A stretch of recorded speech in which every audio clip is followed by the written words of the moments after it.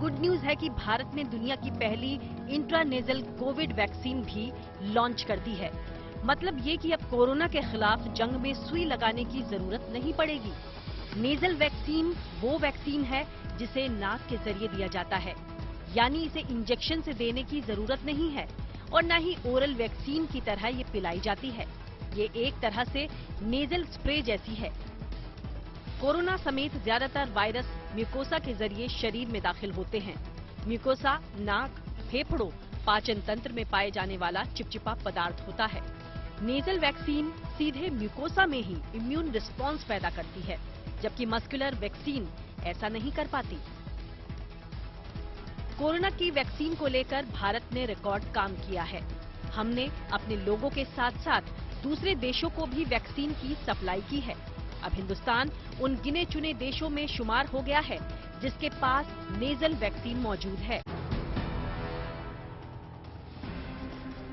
1 फरवरी को केंद्रीय बजट 2023-24 पेश होने वाला है। ऐसे में केंद्रीय बजट की तैयारी पूरी हो गई है। बजट से जुड़े दस्तावेजों की प्रिंटिंग को चिन्हित करने के लिए हलवा समारोह का आयोजन किया जाता रहा है। गुरुवार को वित्त मंत्रालय में वित्त मंत्री निर्मला सीतारमण की मौजूदगी में हलवा सेरेमनी आयोजित की गई।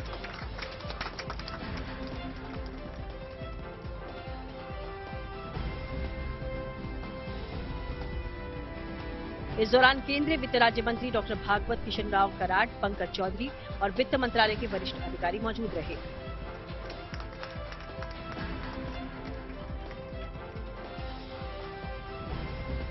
बजट से पहले हलवा सेरेमनी की परंपरा काफी पहले से चली आ रही है, लेकिन साल 2021 और 22 में कोविड-19 महामारी के कारण इस रस्म को नहीं निभाया गया था। हलवा सेरेमनी के साथ ही वित्त मंत्रालय के चुने हुए अधिकारी और कर्मचारी बजट की प्रिंटिंग में जुट जाएंगे और इस पूरी प्रक्रिया को बेहद गोपनीय तरीके से पूरा किया जाएगा।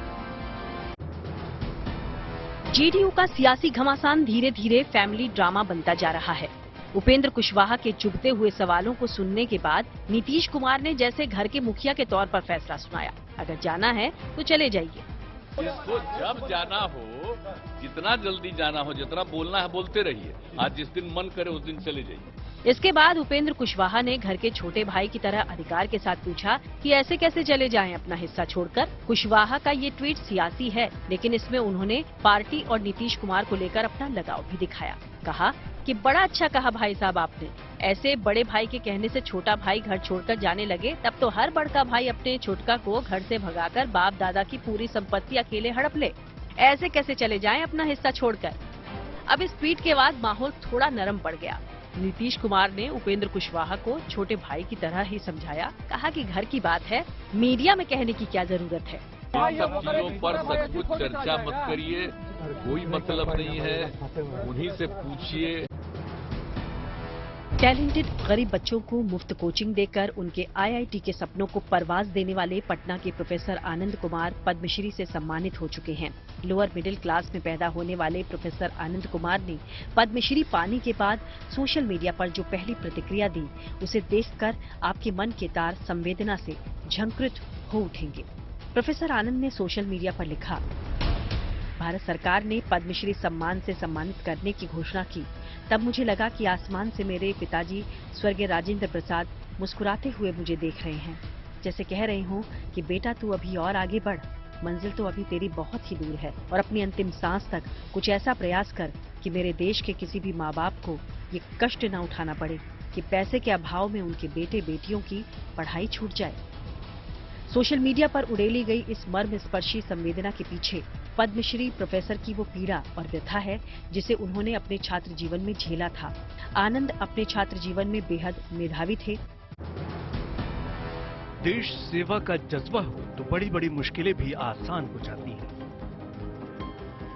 छत्तीसगढ़ के बालोद जिले का नेवाड़ी खुर्द गांव के नौजवानों में सेना में शामिल होने का जो जुनून दिखता है, वही इन्हें कामयाबी हासिल करने में मदद करता है। नेवाड़ी खुर्द गांव के नौजवानों का बस एक ही सपना है, देश सेवा, और इसलिए वो सेना में शामिल होना चाहते हैं। वो इसके लिए कोई कमी भी नहीं छोड़ना चाहते। देश सेवा के लिए उत्साहित है और देश सेवा करना चाहते हैं, इसलिए तैयारी लगे हुए हैं। हम लोग यहाँ सुबह शाम मेहनत करते हैं और जाके जब भी टाइम मिलता है सुबह शाम मेहनत करते हैं और जाके कोचिंग भी जाते हैं। सही मायने में छत्तीसगढ़ का ये गांव जय जवान जय किसान जैसे कहावत को चरितार्थ कर रहा है, क्योंकि इस गांव में हर वक्त देश के लिए कुछ करने का जज्बा युवाओं में परवान चढ़ता रहता है।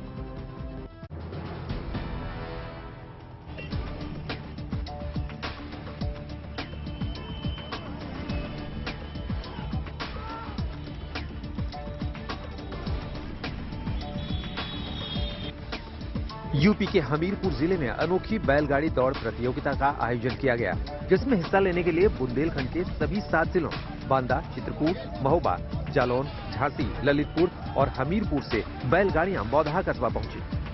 सेमीफाइनल में 4 बैलगाड़ियां ही जगह बना पाई। रेस के दौरान बैलगाड़ी दौड़ा रहे किसानों का उत्साह देखने लायक था। इन प्रतियोगिताओं का उत्साह बढ़ाने के लिए वहां बड़ी संख्या में बाइक सवार भी बैलगाड़ियों के पीछे पीछे अपनी मोटरसाइकिल दौड़ाते नजर आए।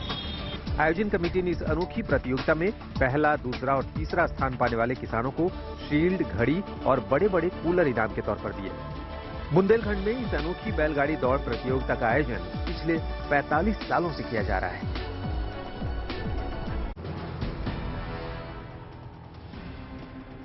आज से न्यूजीलैंड के खिलाफ टी20 सीरीज का आगाज होने जा रहा है। सीरीज का पहला मैच आज रांची में शाम 7 बजे से होगा। एक दिवसीय श्रृंखला में न्यूजीलैंड की टीम को 3-0 से हराने के बाद भारतीय टीम के हौसले बुलंद हैं। टी20 सीरीज में भारतीय टीम की कमान हार्दिक पांड्या के हाथों में होगी। हालांकि ये फॉर्मेट वनडे से अलग है, लेकिन भारतीय जिस तरह से फॉर्म में है उससे मुकाबले में टीम इंडिया का पलड़ा भारी है।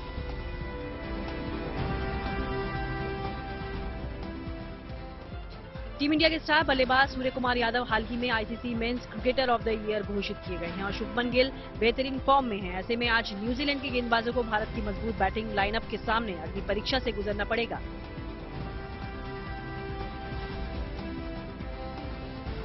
वनडे में न्यूजीलैंड की कमान संभालने वाले टॉम लैथम की जगह टी20 सीरीज की कप्तानी मिशेल सेंटनर को सौंपी गई है। सेंटनर की पूरी कोशिश होगी कि उनकी टीम को इस दौरे की पहली जीत हासिल हो सके।